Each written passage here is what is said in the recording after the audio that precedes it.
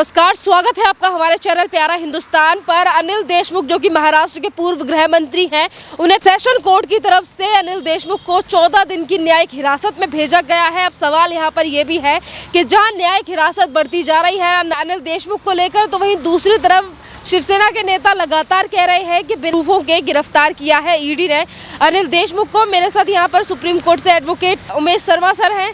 Sir, किस तरीके से देखते हो आप इस गिरफ्तारी को? गिरफ्तार हो चुके हैं, न्यायिक हिरासत जो है वो 14 दिन के लिए बढ़ा दी गई है, पर फिर भी शिवसेना लगातार कह रही है कि बिना प्रूफ के गिरफ्तार किया है। ऐसा होता नहीं है। ईडी की कोई भी गिरफ्तारी बिना कागजी प्रूफ के नहीं होती है। तो मनी ट्रेल है, इनके अकाउंट में गया होगा पैसा, या जो इनकी कोई कंपनी है या इन्होंने कोई नकली कंपनी खोलकर, जिसको कि हम शेल कंपनी कहते हैं, उसमें पैसा ट्रांसफ़र किया होगा और वो पैसे के बेनिफिशियरी ये रहे होंगे, इसीलिए गिरफ्तार हुए हैं।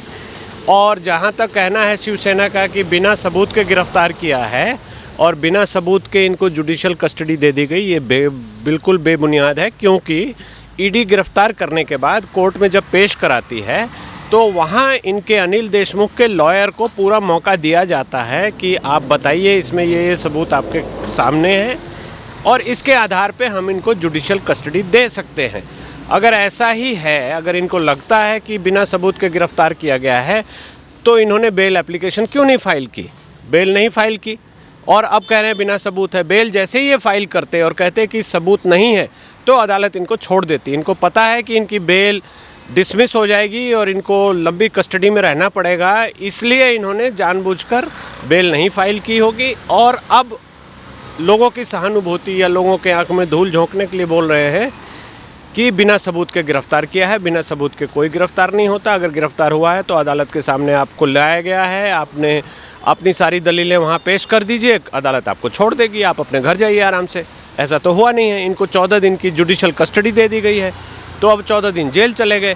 तब तक और भी सबूत इकट्ठे किए जाएंगे। जुडिशल कस्टडी का मतलब यही होता है कि उस बीच में और भी सबूत इकट्ठे किए जाएंगे और अगले 14 दिन के बाद जब पेश कराया जाएगा, तब अदालत निर्णय करेगी कि इनको और जुडिशल कस्टडी दिया जाए या इनको बेल दिया जाए। अगर इन्होंने बेल एप्लीकेशन लगाई है तो ये प्रक्रिया चलेगी।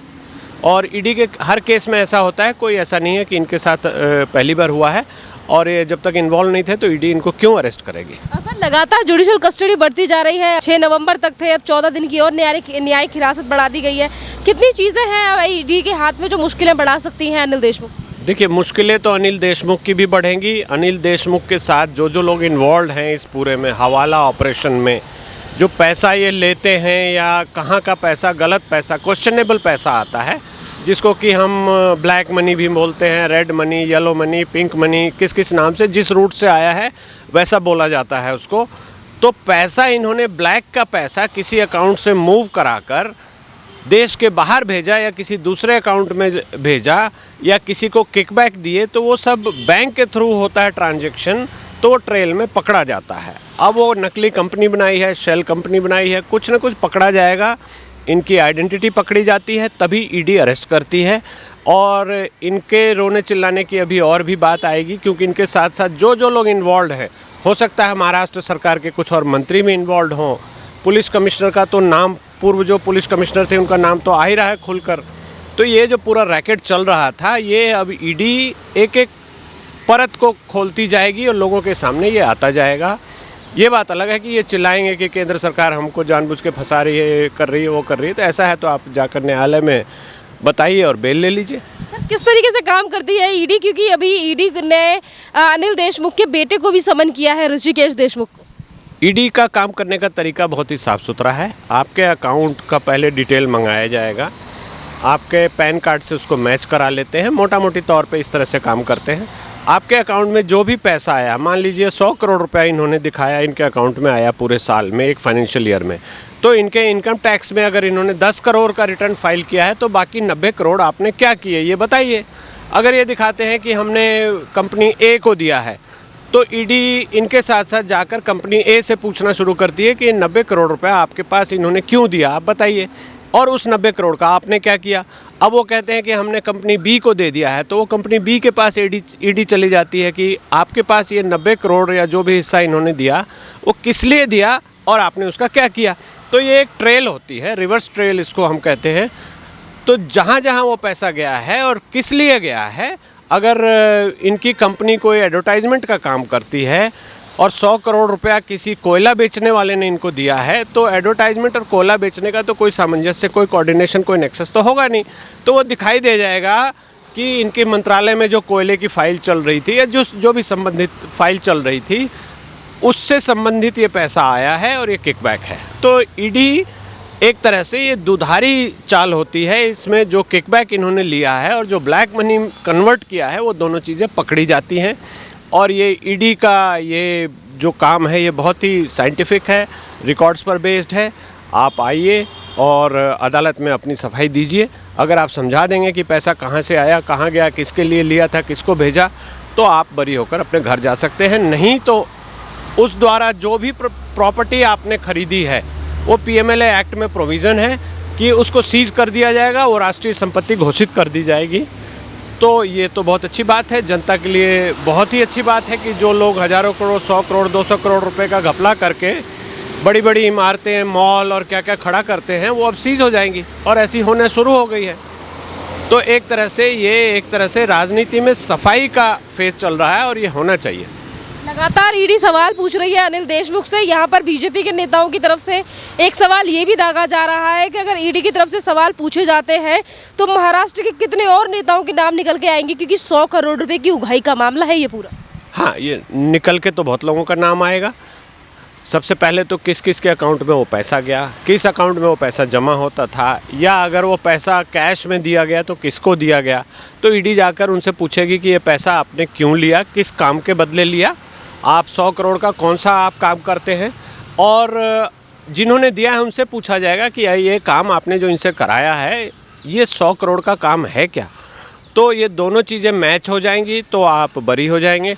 अगर मैच नहीं होगी तो दोनों ही सज़ा के भागीदार हैं। जो लेने वाला है पीएमएलए एक्ट में उस पर सज़ा बनती है, और उसके द्वारा अगर वो पैसा उसने आगे दूसरे लोगों के अकाउंट में 100 करोड़ को मान लीजिए 3 टुकड़े 4 टुकड़े में करके 4 अकाउंट में डाला गया, तो चारों अकाउंट को पकड़ा जाएगा और उसके जो भी बेनिफिशियरी है उनसे पूछा जाएगा और वो फिर को एक्यूज़ बनते चले जाएंगे। तो ये बैक ट्रेल चलती है, जहाँ जहाँ वो पैसा गया है ईडी वहाँ वहाँ चलती चली जाएगी। बैंक ट्रांसफ़र से वो सब ट्रैक हो जाता है।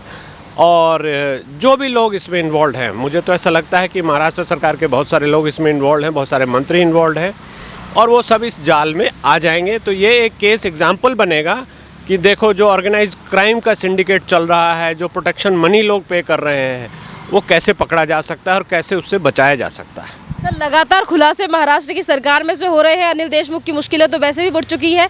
अजीत पवार की जो 1000 करोड़ रुपए की संपत्ति को अटैच किया गया है, हाँ, वो उनकी संपत्ति को अटैच किया गया है। उन्होंने उसी ब्लैक मनी से ख़रीदा है जो हवाला की मनी है, और उनको बताना पड़ेगा कि उनकी इनकम 1000 करोड़ रुपए कहाँ से हो गई।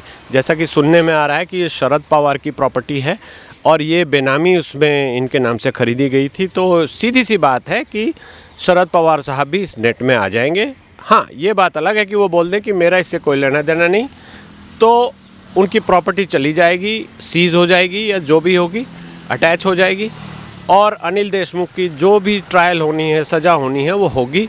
तो ये धीरे धीरे एक एक लेयर उतरती जाएगी, और जो गंदी राजनीति में जो भी पैसे का लेन देन हो रहा है या जो एसेट्स लोग बनाते हैं, वो कहीं ना कहीं जनता के सामने आएगा और रुकेगा भी।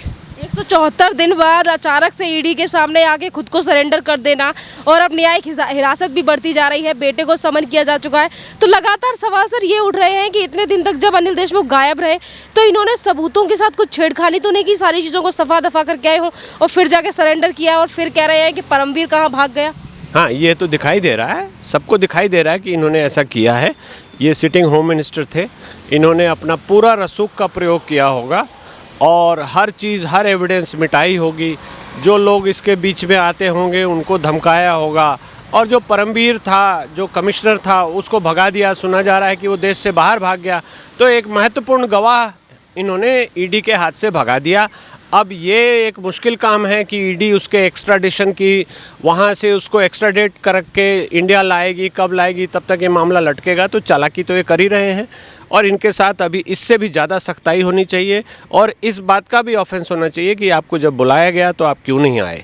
ये बड़ी गंभीर बात है और इस पर सबको गंभीरता से विचार भी करना चाहिए कि ऐसा कोई भी मिनिस्टर हो, कोई भी हो, आप हैं तो एक भारत के नागरिक ही, आपको कोई स्पेशल अधिकार नहीं है कि आप इस तरह के घपले कर और कानून के आंख में धूल झोंक कर भागें।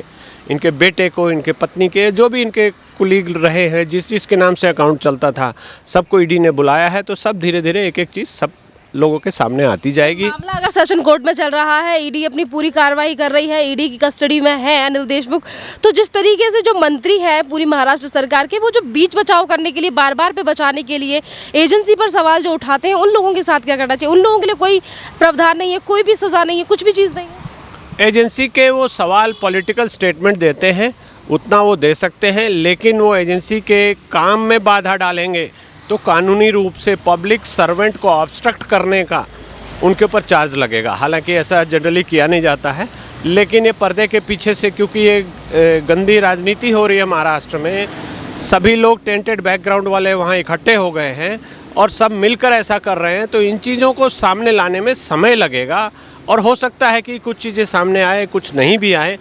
तो इस चीज़ से हमें काफ़ी अलर्ट होकर देखना चाहिए कि ये किस तरह से ये चीज़ें सामने आएंगी, आ रही हैं और हम उसको कैसे, जनता उसको रिसीव करेगी और अपना वोट देने से पहले कैसे सोचेगी कि हमने किनको चुना था, जो हमारे ऊपर ही पैरासाइट बने, हमारे देश का ही पैसा लेकर बाहर भाग रहे हैं, जो किकबैक खा रहे हैं, जो गलत काम कर रहे हैं, गलत ट्रांसफ़र पोस्टिंग का काम कर रहे हैं, उसके लिए पैसे ले रहे हैं, गलत अपॉइंटमेंट कर रहे हैं, उसके लिए पैसे ले रहे हैं। तो एक आम नागरिक को इस बात की खुशी होनी चाहिए कि कम से कम ऐसे लोग, कुछ लोग तो बड़ी मछलियां ही जाल में तो आई हैं।